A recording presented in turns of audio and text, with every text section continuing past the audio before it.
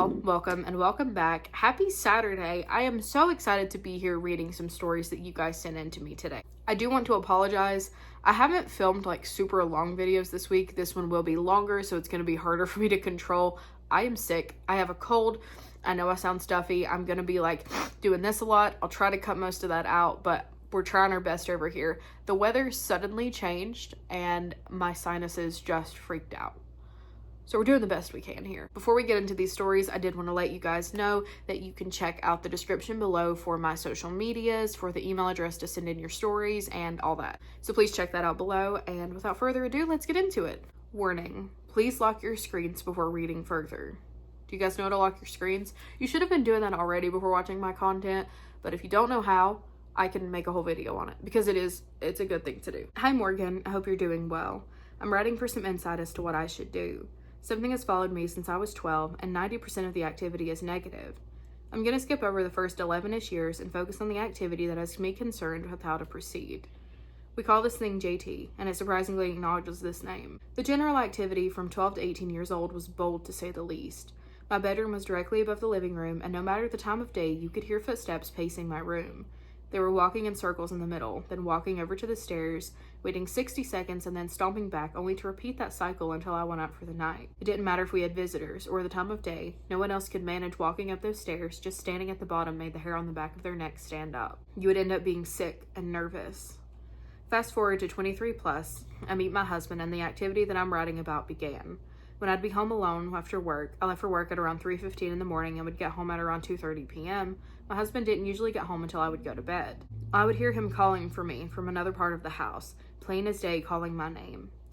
When a failure to get a response out of me finally became boring, things kicked up a notch. I would be in the bed with the dogs getting ready to fall asleep, and from the other side of the bedroom, my husband's voice would call my name, usually 2 to 3 times, and then footsteps from that direction. These footsteps would walk straight up to my side of the bed, and you could feel something get on the bed, not more than 2 feet from me. This happened on multiple occasions in a variety of ways. After having my daughter, my fear of JT had escalated, while I do ignore most things. But when she was 3 months old and napping in her swing one afternoon, I went out to grab something from my car. The door was locked when I tried to go back inside. I ran to the back door and was able to open it enough to squeeze in. The same thing happened less than a week later. I threatened out loud to get a priest if that ever happened again, and it didn't. Around November of 2023, things became extremely active, constantly hearing my husband or daughter calling or talking to me while in different rooms or not even being home. Even if he is in the home with me, I've been pushed or grabbed. I've woken up with handprints or large bruises ever since things started. No, I don't have any health factors that could cause this. I've had blood work done. When my mother came to help me with my daughter, my husband works 24 to 48 hour shifts as an EMT. She'll hear or see my daughter next to her when we're in another part of the house, or even if I've taken her on errands with me. In January, my daughter, the dogs, 3 German Shepherds, and myself were home alone, and we all heard someone trying to force the front door open. The dogs went crazy. I grabbed my daughter and stayed frozen to my spot in the living room. Scared whoever it was would hear me hush the dogs or try to run to my bedroom. Finally, it stopped, and as I stared at the top window of the door, I realized the screen door wasn't open. It hadn't been open at all. And then the same thing happened at the mudroom door. The side door only lasted for half of what the front door did. In the middle of January, when my husband and I were having a child-free evening, one of the dogs, the one that hates whatever JT is, began growling and barking, hair standing straight up and staring into our bedroom. She even bluff charged towards the unnaturally blackness of our room. Please, what do you think would follow me 800 miles and for more than half of my life? I'm terrified to have my daughter sleep in a room separate from mine because of it. Thank you for any insight you can give. P.S. Feel free to share this story. As you can imagine, I have many more instances if you'd like to hear them. Yes, I would love to hear them. This is actually one of the older stories that was sent in to me. So this is my formal plea to please reach out. I'm going to email them back.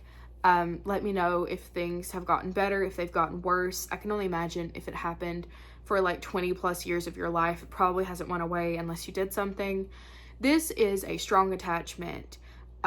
This is gonna have to be, why did I say have like that? Half.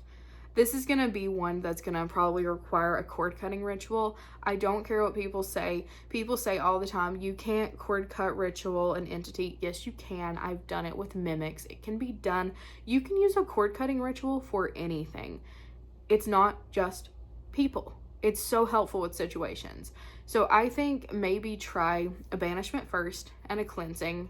I can walk through the steps on both of those. Try that first, and if it doesn't work, try it a few times actually. And if they don't work, then go on to the cord cutting, because you shouldn't be scared to be in your own home. This is a lot of activity that's not great.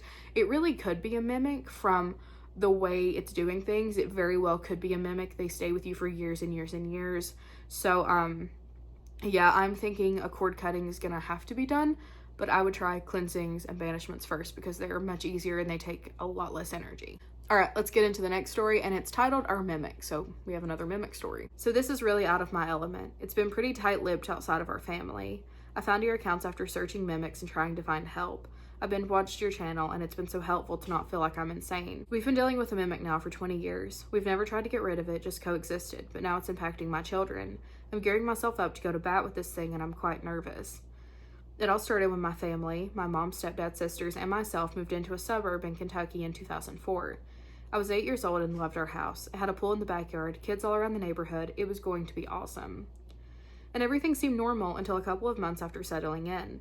My mom had to wake up early for her job as a bus driver. She walked into our kitchen at around 4 in the morning, and she saw me standing in the corner. She said, "Hi, honey. What are you doing up already?" I said nothing. I just stared at her. She thought it was odd, but turned around to grab something while suggesting I go back to sleep. She turned back and I was gone. There was no way for me to go back to my bedroom without walking around her, and nothing. And she would have noticed that. Now my mom was tough as nails, but this scared her. She ran to my room to find 8-year-old me peacefully asleep. She didn't tell anyone about this until we all, including me, started seeing and hearing me all around the house, even when I wasn't home. Every family member living in that house had an experience with seeing or hearing me at various times. This went on for years, even after I moved hours away for college. It eventually died down around 5 to 6 years ago, or my parents just quit telling me when it happened. We didn't speak to it, and my mom had a rule that we could only talk about it if we weren't inside the house. Smart. Everyone just let it be while shrugging off things as, wow, weird. Well, fast forward to 2022, my mom passes in June, my stepdad in October. Oh, it was a rough time. They had a lot of stuff to move and get rid of, so I was at their home / my childhood home often. I'm a stay-at-home mom, and my siblings mostly moved out of state, so I was alone for hours, aside from my, at the time, 1-year-old clearing out their home. To add to this stress, our lovely mimic started appearing as me and my deceased parents. First, I was closing their medicine cabinet and saw clear as day my mom behind me. I jumped at the horror movie style scare it just pulled off, and everything in me screamed not to acknowledge it. It's not my mom. I put my head down, grabbed my youngest, and left. A couple weeks later, I unlocked the door, and as I'm walking in, I heard, "Hey, ya hot dog," in my stepdad's voice. He always greeted me this way, beginning when he and my mom started dating. I reflexively answered, "Hey, ya daddy." I stopped, picking up my bag, and left, and promptly cried my heart out on the drive home. It came time to decide what to do with the home, and my siblings insisted I keep it. I'm the youngest and hadn't bought a home yet. Not shuffling between rentals anymore sounded appealing, despite the paranormal spookiness. I moved my young family in on March of 2023, and this thing had ramped up. It would be happening once in a while during my childhood, maybe a few times a year, but now it's at least once a week. The first experience happened a few days after moving in. To my ever-skeptical and rational husband, he had just returned home from work, starting working on the van. He called from our driveway. He jokingly said, "Why are you staring at me like that, weirdo?" I asked what he was talking about and said I was in the backyard with the kids and didn't see him. He floundered for words for a few moments and then said, "No, you're not. You were literally staring at me from the living room window." I've never seen this man freaked out about anything spooky, so it was a little disconcerting. We brushed it off yet again, but then it began targeting my 6-year-old son, and the poor guy is terrified. His first instance, he crawled into my bed and said, "Mommy, I'm gonna be sleeping with you. Fake mommy is scaring me." I shot out of that bed and asked what he was talking about. He insisted that fake mommy was standing in the corner of his room not talking, and he knew it wasn't me. We've never mentioned anything to him, and the content he watches is heavily monitored, so he's never been exposed to anything like this. This part is where it gets really disorganized, as more recently it's appearing to us whoever in the house it feels like. My son is autistic, very matter-of-fact, and he will point to various places and say, "Mommy, can you make not Pop, the name of my stepfather, go away? I don't like him watching us." Or, "I hate when not Mimi, my mother's grandma's name, is in the yard. She's supposed to be dead." About 2 months ago, my older sister came up to visit and stayed in our primary bedroom. For nearly a week after, when anyone would pass the bedroom, we would hear in her voice, "Hey," and then insert name. Even my 3-year-old daughter acknowledged it, saying, "Mama, Auntie's still here?" and tried to open the door. The last months, it's presenting as my youngest. First, my husband and I were hanging out in the basement and we heard our 3-year-old start to cry on the baby monitor. I grabbed it to see if she needed us, if she'd settle. She was fast asleep, but her crying continued. Our monitor isn't on Wi-Fi, so it's unlikely it was hacked or delayed, but we convinced ourselves it's a one-off. Our final most recent experience freaked myself and my son out. He was homesick playing video games in his room, my childhood bedroom, when I was in the kitchen. I hear my 3-year-old start screaming bloody murder. I rushed in there and it's coming from the closet. It wouldn't be the first time he'd put his sister in there, so I began telling him not to do that. He's crying and screaming and begging for me not to open it. I pull it open to just close. He dramatically declares, "Mommy, she's at preschool." Was that fake sister? I told him not to talk about it for now and to please come lay on the living room couch instead of his bedroom. I truly don't know why I'm sending this other than I'm tired of feeling so unsettled and crazy in my own home. It was honestly cathartic to pour everything out in this email. 20 years is plenty long enough, and it's been traumatic since moving into my parents. I don't know how to do this, and I do not want to make it worse. I've got to try something. Any luck or good vibes or advice are appreciated. Thanks for listening. So that is without a doubt a classic textbook mimic situation, and I do think cord cutting will help you. If you want to try cleansings and banishments first, I mean, they have worked in the past. If you keep doing it, you do have to do them quite a bit. So start with a cleansing and then immediately do the banishment and then do a cleansing again and then a banishment. And you just have to repeat the process for a few weeks. I think that will help. It gets harder when you have kids in this situation because they don't always ignore things, you know? So it could make the activity worse and they can't help it. They're kids, you know, they're seeing stuff. They're telling you they see stuff. Pete, come here. But I would recommend either going straight into a cord cutting or trying those first. I can walk you through those steps. Just let me know. But yeah, I need to make a video on like locking screens and how to do cord cuttings and banishments and cleansings. That way I can just link the videos. I think I'm going to do that. So that way they're just there. I'm definitely going to do that. All right, next story. I had this experience when I was 17 and I'm currently 20. I just wanted to share it and I apologize for any grammatical errors. English is not my first language. For context, I'm from Buenos Aires, so most sightings or weird experiences tend to happen in the countryside, and this was not the case. This happened in my own house in my own room. I've always suffered from sleep paralysis and will always remember horrible experiences of it from when I was simply a kid, but not paranormal experiences. The thing is, I got used to closing my eyes whenever I had sleep paralysis because I was scared of seeing something that I didn't want to see. Over the years, when I got older and was in high school, I started meddling in witchcraft and getting used to manipulating energies around me. This provoked certain encounters with entities that came home, but were mostly friendly entities that weren't looking for trouble. I did have my fair share of encounters with shadows, thoughts of having seen people walk up the stairs in the corner of my eye, and some other things, but nothing bad really happened. And one day I wake up early and later that day decided to take a nap since I felt sleepy. I went to my room upstairs, got comfortable. That day I kept feeling I was going to have another sleep paralysis incident, so I decided that if it happened, I would open my eyes and look around the room. As I mentioned, I had never opened my eyes before out of fear. It turned out I was right and got sleep paralysis, so I opened my eyes to realize that I had fell asleep facing the wall. What a genius, right? Anyways, I was waiting for the sleep paralysis to cease, although the feeling of being unable to move freely had always made me extremely uncomfortable. Suddenly my bedroom door opens and I hear someone come in. Instinctively, I thought it would be my mother, since she was the only one in the house at the time. I heard her approaching me, even though I couldn't see her because I woke up paralyzed facing the wall. And then she said, "Hey, can I talk to you for a second? I need to tell you something." At first, I did not recognize the voice, which was weird because obviously I would know my mom's voice. I assumed it was my aunt who was supposed to come visit us later that day, but it wasn't my aunt's voice either. For the record, I ignored it and convinced myself I wasn't awake enough to focus. For obvious reasons, I wasn't able to respond to this individual since I was still paralyzed. I just waited for them to try to wake me up. The individual got even closer to me, and I swear I could see them in the corner of my left eye trying to figure out if I was asleep or not. I couldn't make out their face. Seconds afterwards, they sat on my bed next to me, and I could feel how their weight made the mattress sink. They remained there for a moment and then stood up, walked to the door, and left while closing it. Immediately after that, I was able to move again, and went downstairs to ask my mom or aunt if they had just gone into my room. And I asked what they wanted to tell me if they did. My mom was in the kitchen and she said she never went upstairs, which she didn't really do that because it was a lot of effort for her to make her tired. My aunt arrived minutes after that and she said she didn't even get a chance to go upstairs since she had just arrived. I asked my siblings and grandpa when they all arrived in the evening, but it couldn't have been them because they spent all day outside. I explained my situation to one of them and none of them had a clue what had happened. Some of them tried to convince me that I just had a weird dream, but I'm 100% sure that I was fully conscious when it happened. Since then, I haven't experienced that sort of encounter. I've been having less sleep paralysis. To this day, I'm still confused. Do you have any theories? I mean, it just sounds like an entity popped in whenever you were, in that state. Whenever you're dreaming or having sleep paralysis, I think you kind of go into a different place.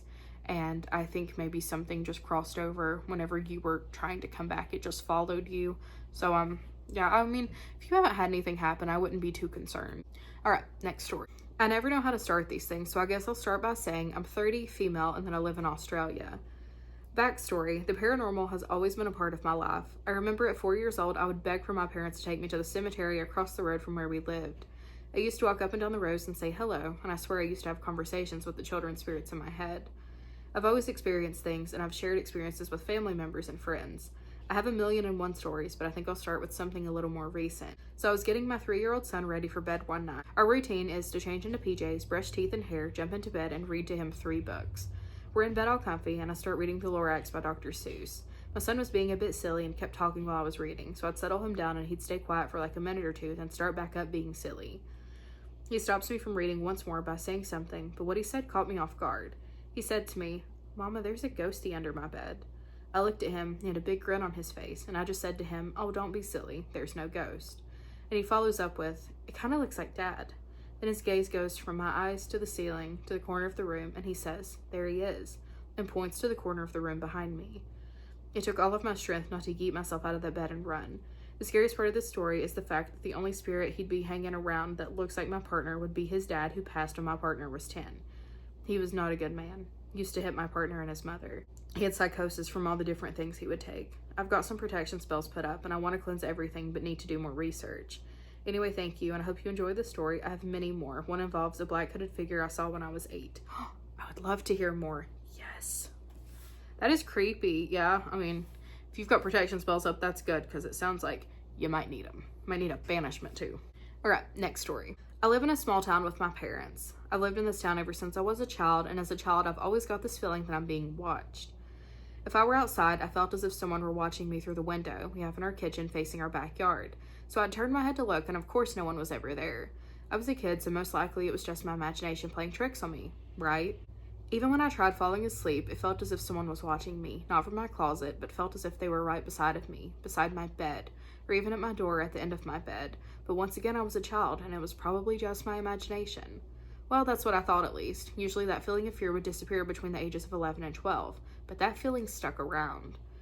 At 13, I was terrified of the basement. We called it the rec room. It had a large TV, couches, and a fridge. I spent most of my time in that basement watching movies and shows, but one day I was sitting down there watching something, and all of a sudden the door handle starts to jiggle. At first I thought it was my mom or dad, but then quickly realized that they were both gone now, and I freaked out and ran upstairs. Every time I'd go down there, the door handle thing would do it. It'd jiggle as if someone were trying to get in, but I was able to ignore it. I was no longer terrified of the rec room until one day I had a friend over and we were in the basement watching something. Randomly, the radio starts playing. The radio hasn't been working for years. In conclusion, we bolted upstairs. Just a few minutes later, my friend had to leave due to her stomach hurting. That was the last time I had a friend over. They'd complain about feeling watched, someone tugging on their clothes, or stuff going missing, and they'd blame me for it. My stuff was also going missing though, so definitely wasn't me. One night I was trying to sleep and I had my hand on my pillow and someone or something grabbed my hand, and it felt exactly like a human hand, just a bit colder. To say the least, I was absolutely terrified. Never told my parents about it, but I bring up the paranormal pretty often in hopes that they'd say something about the house, but of course they never did. One day we were cleaning in the vents and we found an old rusty telephone. It was a toy telephone that you'd find inside of a Barbie house. My parents gave it to me thinking I'd find it cool, but as soon as I picked it up, I got sick and threw it away. Just after a few days of throwing it away, I felt better. I forgot to mention, but I'd heard voices in that house, and I'd see tall shadow people running around the house or even hanging around outside. My family also experienced paranormal activity on a daily basis.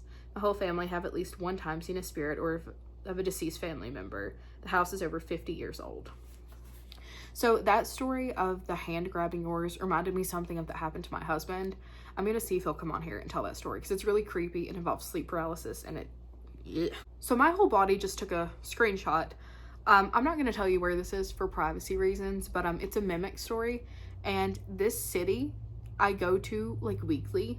It is 10 minutes away from me, and they live there, and they have a mimic, and I gotta sneeze.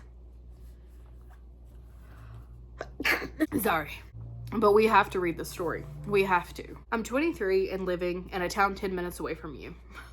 I followed you for quite some time now and have loved your videos and content. I've been contemplating sending in my story, but figured I should. Maybe you have some tips since I know you and your husband have also experienced a mimic. So this all began about a month and a half ago. Since it started, it has only heightened in activity. I'm a firm believer in mimics, walkers, spirits, demons, etc. However, my significant other is not.